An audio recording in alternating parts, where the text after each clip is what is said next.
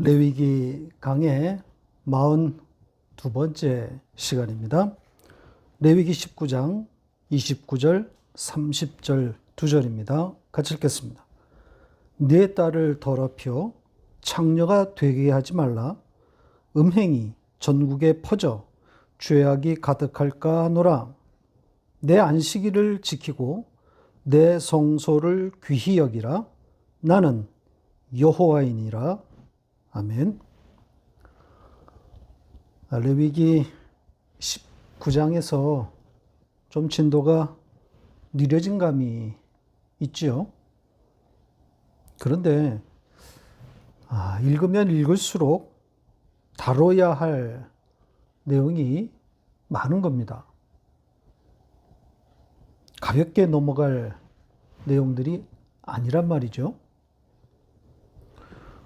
도덕적 교훈으로 읽으면 그런가 보다 하고 막 넘어갈 만한 이야기들인데, 들여다보니 무궁무진한 하늘 이야기, 예수와 십자가 이야기란 말이죠. 그러니 진도를 뺄 수가 없습니다. 사실 진도 나가는 것이 목표는 아니잖아요. 저도 이렇게 레위기를 자세히 다룰 거라 생각하지 못했습니다. 특히 이런 명령과 교훈들이 즐비한 구간들을 어떻게 넘어설 수 있을까 염려가 되기도 했었습니다. 그런데 제가 노력한 바에 견줄 수 없을 만큼 성령께서 눈을 열어주시는 것 같습니다. 저 스스로 많이 신기해하고 있습니다. 저는 정말 아주 조금 설교를 위해 애쓰고 있는데, 조금 전에도 말씀드린 것처럼 그것과 비교할 수 없는 그런 결과들을 얻고 있습니다. 교훈처럼 보이는, 명령으로 보이는 말씀에서 천국이 보이니 말입니다. 십자가가 또렷하게 보인단 말이죠. 성경이 예수와 십자가로 읽히니 얼마나 좋고 또 얼마나 신기한지 모르겠습니다. 어려운 본문처럼 보이는데, 그런데 복음이란 말이죠. 솔직히 전 자랑하고 싶습니다. 이런 종류의 설교를 어디서 들을 수 있을까? 저의 실력이나 능력을 말하는 것이 아닙니다. 하나님이 저를 통해 일하시는 것을 말하고 싶은 겁니다. 제가 지금까지 강의한 모든 설교가 예수와 십자가였습니다. 이게 어떻게 가능합니까? 매주 같은 이야기란 말이죠. 성경의 모든 말씀을 어떻게 복음으로 읽을 수 있냐 이 말이죠. 신기하지 않습니까? 제가 언제까지 강의를 계속할 수 있을지 모르겠지만, 이 놀라움, 이 신기함 속에서 작업을 이어갈 수 있었으면 좋겠습니다. 그리고 이 설교들은 반드시 역사 가운데 남겨져서 성경을 이렇게 읽을 수도 있다는, 아니 이렇게 성경을 읽어야 한다는 그런 울림이 될 수 있기를 소원합니다. 이 설교를 꾸준히 듣고 있는 여러분은 저의 동역자입니다. 동역자라 함은 1차적으로 함께 전하는 자가 아니겠습니까? 듣고 깨달은 바를 알려야 하고 또 알려주시기 바랍니다. 어느 시대나 복음을, 진리를 목마르게 찾고 있는 분들이 분명 있습니다. 하나님의 택한 백성, 언약 백성은 반드시 그 때가 되면, 하나님의 때가 되면 목마름 때문에 견딜 수가 없단 말이죠. 다만 우리는 그 때를 알 수가 없고 또 누가 택한 백성인지를 알 수 없다는 것이죠.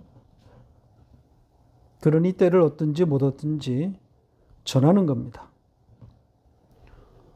그리고 거두시는 이는 성령님이시니 우리의 말로 설득하려는 유혹이나 또 그런 책임감에서 자유로울 수 있는 거죠. 요즘 얼마나 좋습니까? 인터넷 홍수니까 그냥 들어보세요 하면 됩니다. 지금 이 설교들 레위기 아닙니까? 보통 잘 안 다루는 책입니다. 1장부터 27장까지 건너뛰지 않고 차례로 다뤄나가기가 여간 어려운 그런 책이 아니란 말이죠. 그러니 또 얼마나 좋습니까? 주변에 널리 전하기 참 좋은 거 아니겠어요? 예수와 십자가로 번복된 이 레위기를, 또 이 레위기 강해를 주변에 알리시기를 바랍니다. 자, 이제 오늘 본문 이야기를 시작해 보겠습니다. 크게 세 가지 내용입니다. 각각의 내용으로 들어가기 전에 다시 한번 이 이야기를 어떻게 읽어야 하는지에 대해서 개괄적인 설명을 드리겠습니다. 전부 명령처럼 보이는 것들이지만 명령이 아니라 그랬습니다. 문법적으로도 명령문이 아니라 그랬죠. 평서문이고 또 하나님의 의지가 담겨 있다 그랬습니다. 그래서 명령이나 교훈으로 읽으면 이상하기 짝이 없는 엉뚱한 이야기가 되는 거란 말이죠. 또 지킬 수 없는 내용도 많고 또 지키려고 하면 괴상한 사람이 되기도 하고 그래서 선택적이 될 수밖에 없게 되는 겁니다. 자기 모순에 빠지게 되는 거죠. 같은 하나님의 말씀인데 지켜야 할 것과 지키지 않아도 될 것이 있다는 것이 말이 됩니까? 그럼 누가 그걸 결정하는 거죠? 하나님이 말씀하신 것을 인간이 걸러내는 꼴이 된단 말입니다. 그래서 모순이라고 말씀을 드리는 겁니다. 그리고 계속 말씀드려왔지만 근본적으로는 하나님이 인간의 말씀 지킴에 대해서 관심이 없어요. 왜냐하면 하나님은 인간의 그 본성, 근본, 그 체질을 아시는 전지하신 분이란 말입니다. 선악과를 따먹고 죄와 불순종에 갇힌 인간더러 하나님이 명령을 주시고 그걸 지키는지 혹은 아닌지 그걸 지켜보시겠다고요? 더구나 그것에 따라 상급을 지급하시겠다고요? 하나님이 바보입니까? 우리도 알 만한 것을 어떻게 하나님이 모른단 말입니까? 행한 대로 갚으신다고 하면 상급은 고사하고 자기 생명 부지도 어렵단 말이죠. 자기 생명을 부지할 수 있는 인간이 있습니까? 다 하나님이 쓸어버릴 그럴 자들이란 말이죠. 우리도 다 알만한 것 아닙니까? 그래서 명령이나 교훈은 없다고 말씀드리는 겁니다. 설사 그렇게 보이는 문장이나 표현을 만난다 하더라도 그걸 지켜내겠다는 쪽으로 가면 방향을 잘못 잡은 겁니다. 성경의 의도는 지켜내라가 아니라 오히려 지켜내지 못함을 폭로하는 거라 그랬죠. 그래야 예수와 십자가가 설 자리가 있는 거란 말입니다. 성경의 관심은 오로지 예수와 십자가 뿐입니다. 우리는 이것 하나 붙잡고 하나님 앞에 서게 되는 겁니다. 면목 없습니다. 이것이 되어야지 제가 이렇게 살다 왔습니다. 이렇게 되면 망하는 거죠.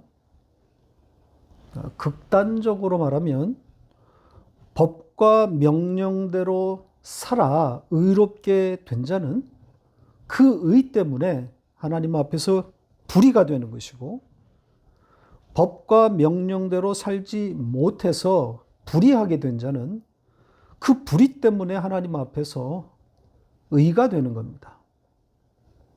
그러니까 자기가 불의한 것 때문에 죽게 되었으니까 십자가를 붙들게 되었단 말이죠. 성경이 일관되게 말하고 있는 내용이 이것 아닙니까? 세리와 창녀가 천국 백성으로 등장하고 그들의 예배가 연락된단 말입니다. 이 역설이 이해되십니까?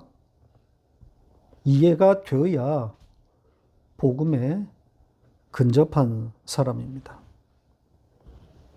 자, 한 가지 더 첨언해야 할 것이 있습니다. 지난주에도 말씀드렸지만 이 이야기들을 어떻게 읽어야 하는지에 대한 지령문이 등장했다 그랬죠. 오늘 본문에도 어김없이 등장합니다. 뭐죠? 나는 여호와이니라 입니다. 나야. 이게 나야. 그러니까 이 이야기 속에 당신과 당신의 나라를 담았다는 의미인 거죠. 천국 이야기라는 겁니다. 독자로 하여금 천국 이야기, 하나님 이야기로 읽으라는 지령입니다. 천국을 알려주고 있는 거죠. 하나님이 다스리는 그 나라를 설명하고 있는 겁니다. 이 땅에서 쉽게 우리가 경험하는 그 일상을 가지고 천국을 빗대어 설명하고 있는 겁니다. 자, 그러니 오늘도 이 풍성한 하나님 나라 이야기가 되겠죠? 이제 그 하나님 나라 이야기 속으로 함께 들어가 보시겠습니다. 자, 첫째 이야기는 너희 딸을 창녀가 되게 하지 말라입니다. 정말 뜨악한 내용이죠? 뭐 성경에 이런 이야기가 있나 싶을 정도로 아주 이상한 내용입니다.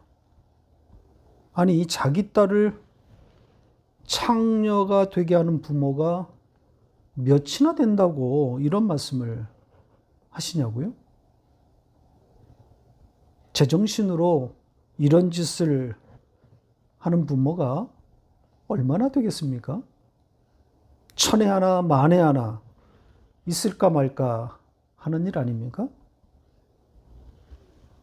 그리고 이 명령이 전국에 음행이 퍼지지 않게 하기 위함이다. 이렇게 말하고 있는데 그것도 말이 안 된다고요.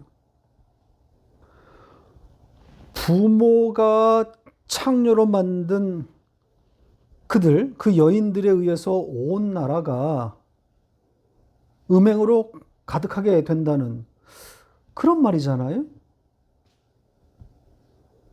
부모가 내몰아서 창녀가 된 여인들이 많겠어요? 아니면 부모와 상관없이 스스로 창녀가 된 사람이 많겠습니까? 그리고 나라가 음란하게 된 것이 창녀들만의 탓입니까? 지금 문맥이 그렇게 말하고 있단 말이죠. 창녀들, 특히 부모로 인해서 창녀가 된 여인들로 인해서 나라가 음란하게 됐다는 취지란 말이죠. 창녀 당사자에게 한번 물어보세요. 이 논리에 동의가 되겠습니까?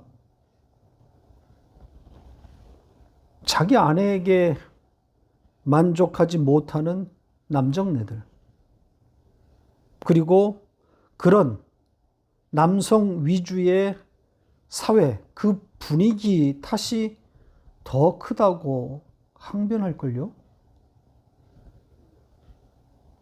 그러니까 나라의 성적 타락을 모조리 창녀 탓으로, 여성 탓으로 돌린 듯한 오늘 본문 말씀은 지지받기 어렵습니다.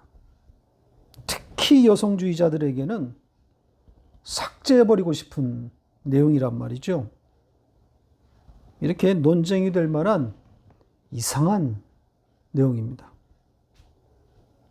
그러니 명령과 교훈으로 읽을 수 없는 내용이 맞는 거죠. 그러니까 부모가 등장하고 또 그들에 의해서 창녀가 되는 딸 이야기가 나오고 또 그 땅 전체가 음란하게 됐다, 이런 이야기는 고스란히 이스라엘이 하나님을 배반하는 그런 이야기를 담고 있는 겁니다. 앞으로 그들에게 일어날 일이란 말이죠. 반복될 이스라엘의 배반을 담고 있는 겁니다. 이스라엘의 배반을 음행에 빗댄 거예요. 자, 예레미야 13장 25절로 27절입니다. 같이 읽겠습니다. 여호와의 말씀이니라. 이는 내 몫이요 내가 헤아려 정하여 내게 준 분깃이니 내가 나를 잊어버리고 거짓을 신뢰하는 까닭이라. 그러므로 내가 내 치마를 내 얼굴까지 들춰서 내 수치를 드러내리라.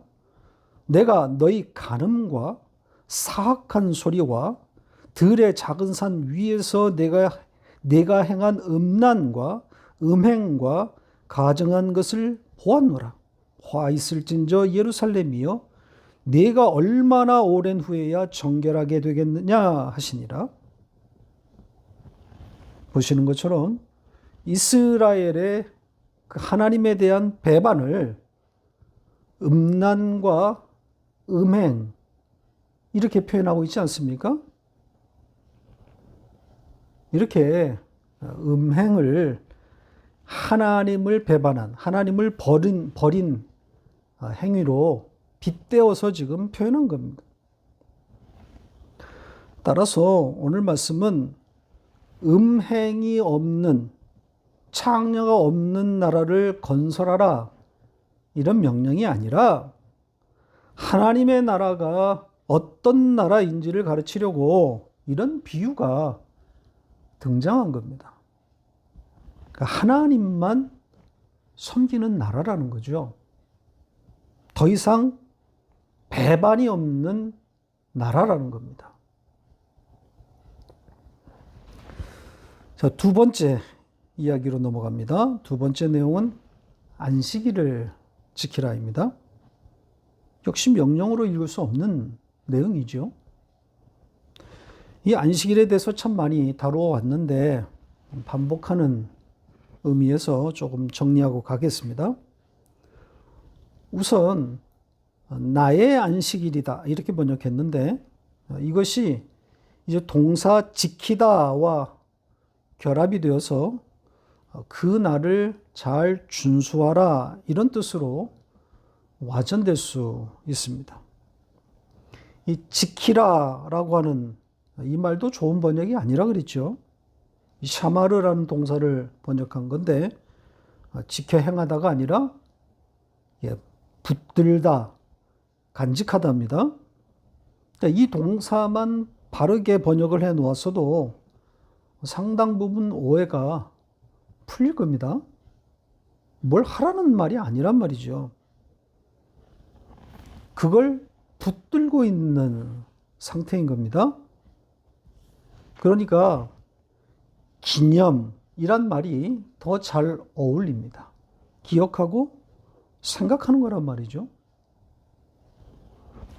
그리고 나의 안식일, 이것보다는 나의 안식이 더 좋은 단어 선택입니다. 나의 안식, 즉 하나님의 안식을 기념하라, 기억하고 생각하라는 거죠.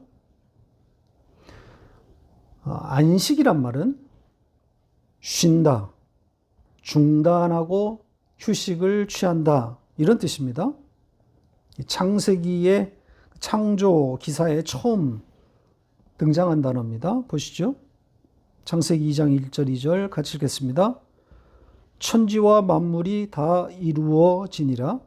하나님이 그가 하시던 일을 일곱째 날에 마치시니 그가 하시던 모든 일을 그치고 일곱째 날에 안식하시니라. 하나님이 쉬었다는 뜻입니다. 사실 하나님께 어울리지 않는 단어인 거죠. 휴식하셨다. 하나님이 인간이 아니신데 무슨 쉼이 필요하겠어요? 6일 동안 거대한 우주를 만들고 피곤하셨다는 겁니까? 그럴 수는 없잖아요. 예수를 담기 위한 의도적인 행위인 거죠. 일곱째 날에 휴식을 넣어서 예수로 말미암아 완성될 그 안식, 그 참된 쉼을 알려주려는 거죠. 그래서 예수님도 자신을 안식일의 주인이라고 말씀하셨던 겁니다. 마태복음 12장 8절 같이 읽겠습니다. 인자는 안식일의 주인이니라 하시니라.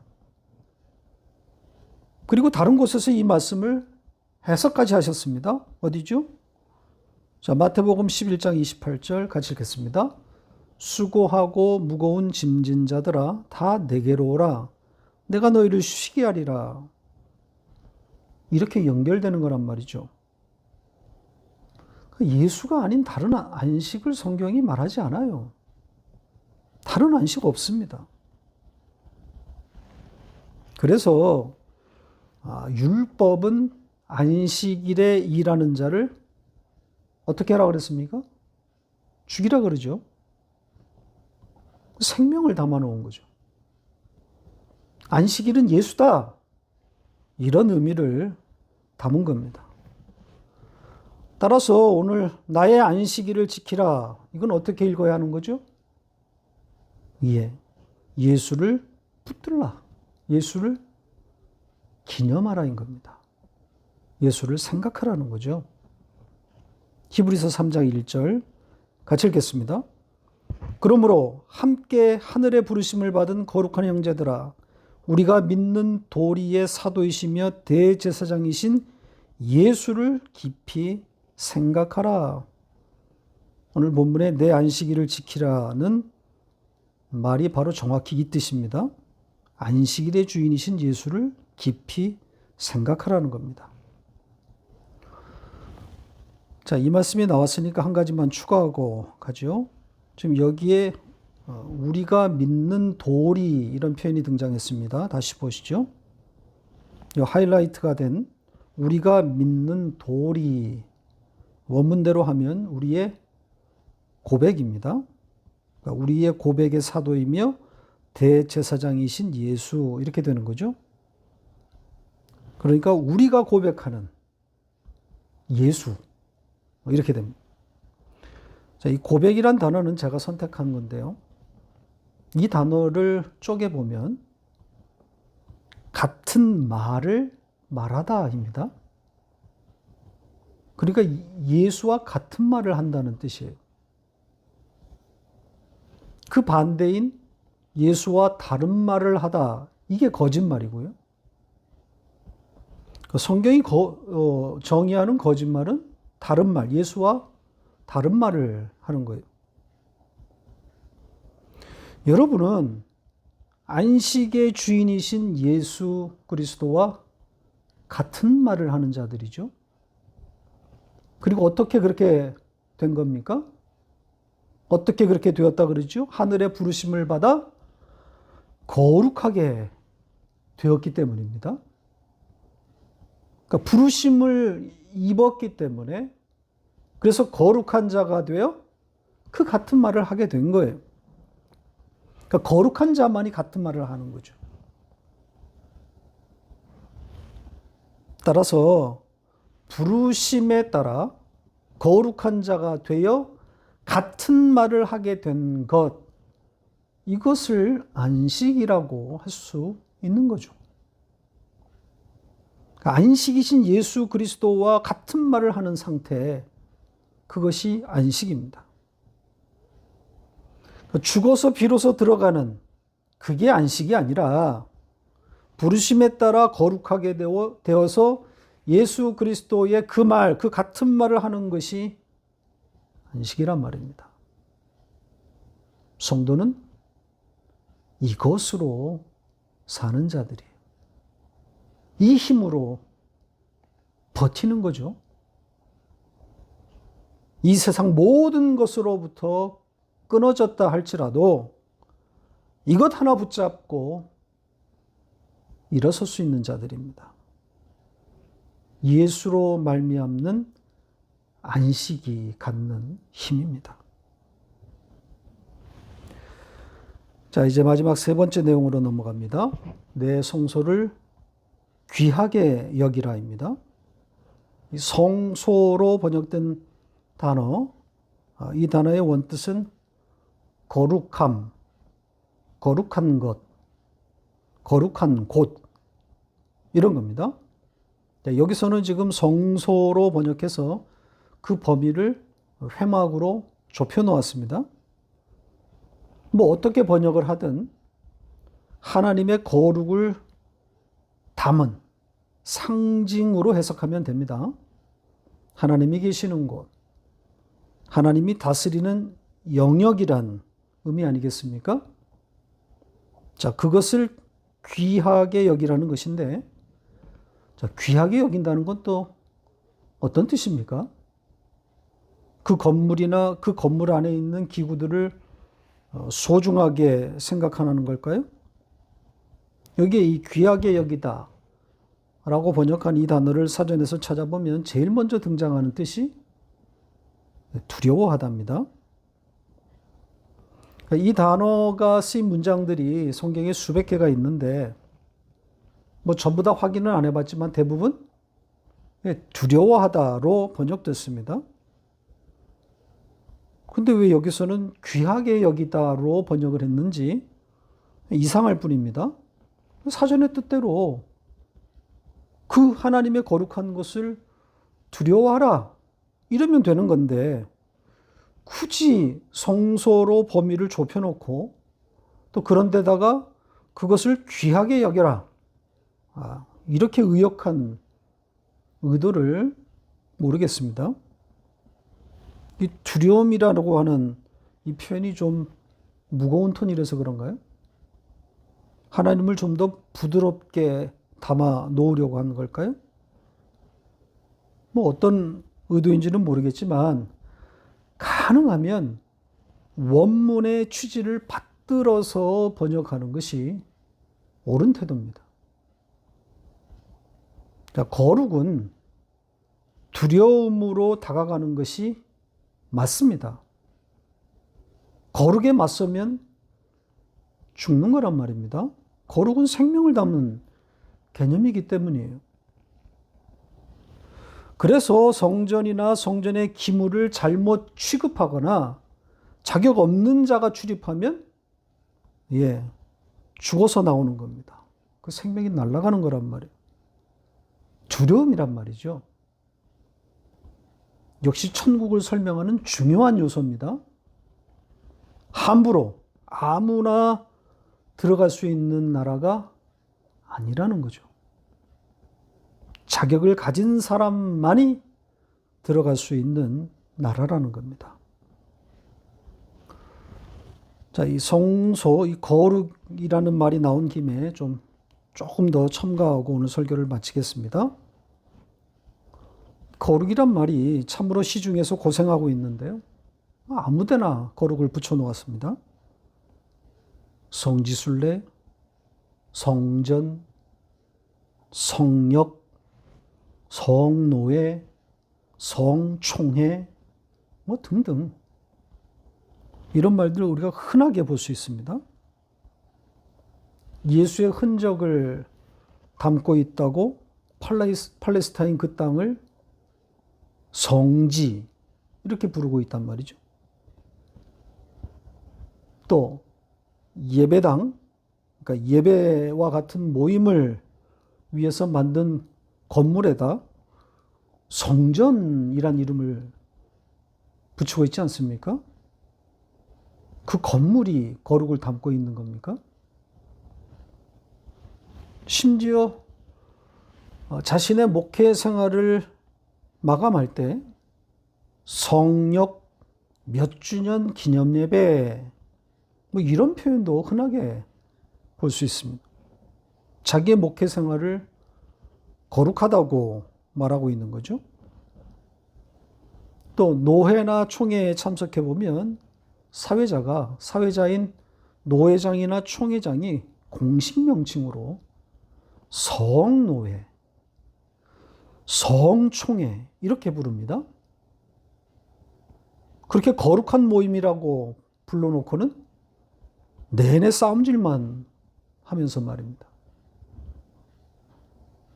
거룩은 본질적으로 인간 혹은 인간의 행위에다 붙일 수 있는 개념이 아닙니다. 하늘의 부르심에 의해서 거룩한 자가 되었다는 것은 오로지 거룩이시고 생명이신 예수 그리스도의 내주하심에 의한 겁니다. 그러니까 따라서 우리가 거룩한 자가 되었다라기보다는 하나님께서 우리를 거룩한 자로 여겨주시는 거란 말입니다.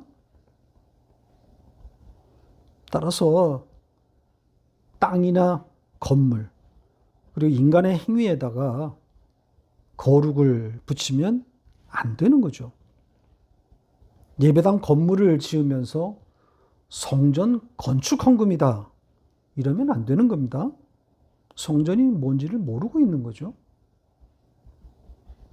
성전은 본질적으로 예수 그리스도로 말미암아 완성되는 하나님 나라인 것이고, 따라서 그 하나님 나라의 구성원인 성도들이 성전이란 말이죠.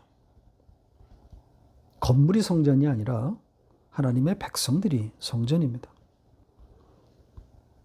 성지라는 말 따위는 입에도 올리면 안 됩니다. 성지순례? 그런 말이 세상에 어디 있습니까? 예수 그리스도만 거룩이시고 그 예수 그리스도와 연합된 그런 자들에 한해서 거룩한 자로 여겨주시는 겁니다. 그러니까 우리의 영적 현실이 거룩인 거죠. 육적 현실은 여전히 거룩과 멉니다. 이걸 구분하지 못하니까 엉뚱한 데다가 거룩을 붙이게 되는 겁니다. 거룩은 예수 그리스도와 연결될 때만 쓸 수 있는 하늘의 단어입니다. 말씀을 맺겠습니다. 이 말씀으로 오늘 설교를 맺으려고 합니다. 마태복음 13장 34절로 35절 같이 읽겠습니다. 예수께서 이 모든 것을 우리에게 비유로 말씀하시고 비유가 아니면 아무것도 말씀하지 아니셨으니 이는 선지자를 통하여 말씀하신 바 내가 입을 열어 비유로 말하고 창세로부터 감추인 것들을 드러내리라 함을 이루려 하심이라. 비유가 얼마나 중요한지를 가늠할 수 있는 내용입니다. 천국은 인간이 보거나 경험한 적이 없는 영역이기 때문에 하나님의 영역이잖아요. 그래서 비유 외에는 설명할, 전달할 방법이 없는 겁니다. 예수님께서 천국을 가르치기 위해서 비유들을 말씀하셨던 것처럼 지금 우리가 대하고 있는 이 레위기의 명령들, 명령처럼 보이는 것들, 이게 다 천국 비유란 말이죠. 하나님이 다스리는 그 나라를 설명하기 위해서 인간의 언어와 경험들을 빗대어서 사용하신 겁니다. 여러분에게 임한 그 천국, 그 영적 현실을 오늘 말씀과 연결해서 다시 한번 깊이 생각해 보시기를 바랍니다.